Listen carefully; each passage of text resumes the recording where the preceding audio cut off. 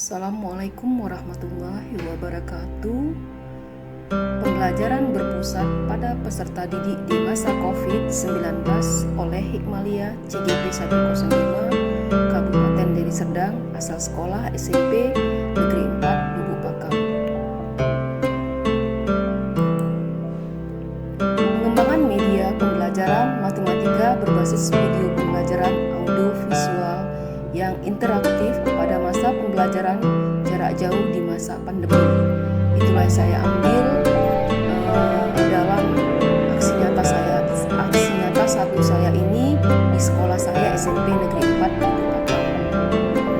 Karena pada masa pandemi ini banyak siswa-siswa kami yang kurang termotivasi dalam pembelajaran, maka saya menunjukkan dengan menggunakan video pembelajaran agar peserta didik dapat terpancing untuk mau belajar dalam masa pandemi ini.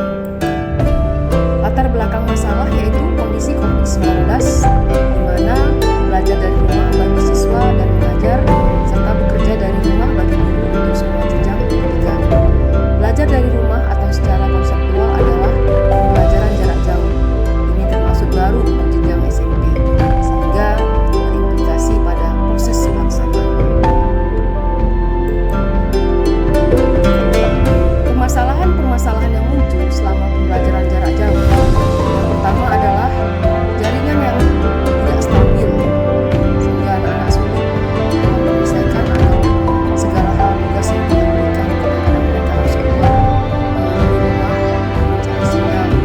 Kemudian kuota yang tidak memadai yang mereka punya. Kemudian tidak semua anak yang memiliki fasilitas HP dan komputer. Ada beberapa anak yang tidak memiliki. Sebagian anak tersebut yang tidak memiliki HP dipersilakan untuk ke sekolah untuk mengambil soal setelah diberi arahan atau materi sedikit oleh guru bidang studi. Kemudian minimnya kemampuan guru dalam menggunakan aplikasi belajar. Banyak dari guru yang selama ini kurang menggunakan aplikasi pembelajaran sehingga saat pandemi ini agak kewalahan. Kemudian murid banyak yang bermain-main dalam proses pembelajaran selama pembelajaran berlangsung. Pelaksanaan aksi nyata saya, langkah pertama adalah di minggu pertama saya menjumpai kepala sekolah beserta kasep kurikulum, kasep siswaan saya sendiri. Saya memperbincangkan apa yang bakal saya buat di dalam pembelajaran pada aksi nyata ini. Sekaligus meminta persetujuan pada kepala sekolah dalam menerapkan metode pembelajaran yang saya rencanakan. Pelaksanaan di minggu kedua, langkah-langkah pembelajaran yaitu dalam kelas pertama pembukaan selalu saya barengi berdoa, kemudian memeriksa kehadiran peserta didik, kemudian persepsi terkait pembelajaran sebelumnya yaitu saya berikan contoh-contoh persamaan kuadrat dalam kehidupan keseharian anak-anak, kemudian menyampaikan tujuan pembelajaran dan skenario pembelajaran. Kemudian masuk kegiatan inti di mana pada kegiatan inti saya menyampaikan tujuan pembelajaran melalui pembelajaran daring dengan kegiatan anak-anak disuruh literasi, membaca buku, berpikir kritis, mengamati apa yang mereka baca, kemudian memecahkan masalah. Selanjutnya guru menggunakan WhatsApp, guru menyapa peserta didik, mengingatkan untuk mengabsen kehadiran siswa melalui Google Drive yang saya berikan linknya melalui WA. Pada tahap literasi, peserta didik menyimak materi yang diberikan guru berupa tayangan video bentuk umum persamaan kuadrat. Kemudian pada tahap critical thinking, peserta didik mengidentifikasi masalah dan merumuskan pertanyaan. Pelaksanaan di minggu ketiga melanjutkan materi-materi yang akar-akar persamaan kuadrat, kemudian mensubstitusikan langkah-langkah yang sama dengan langkah di minggu kedua. Kemudian kita meladeni anak-anak yang tidak memiliki HP.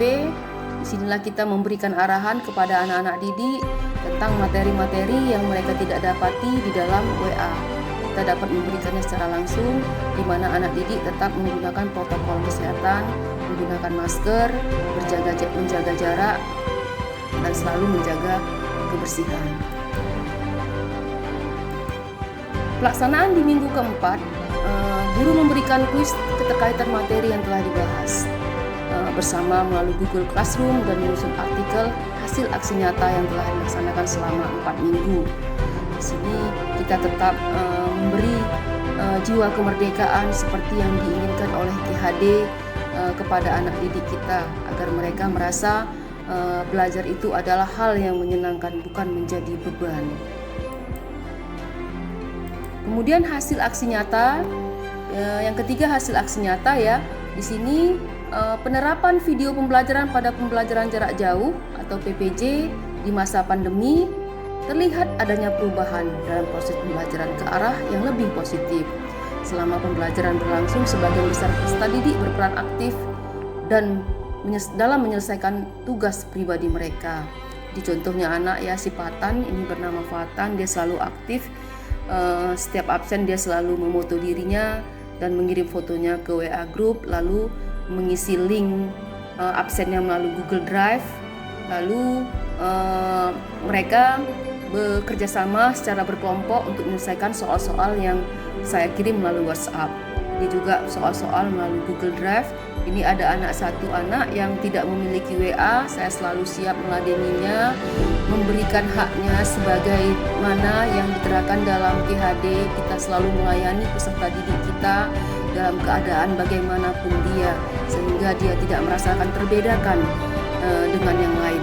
Namanya si Satrio Pani, dia tidak memiliki HP dan selalu dia ke sekolah untuk meminta materi dan meminta soal dari materi matematika yang saya berikan. Kemudian refleksi ya, dari hasil yang dilaksanakan berdasarkan hasil pelaksanaan hasil nyata yang sudah saya rencanakan, menunjukkan peningkatan kualitas belajar dalam peserta didik. Walaupun perubahan yang terjadi tidak terlalu signifikan, namun memberikan dampak positif dalam proses pembelajaran.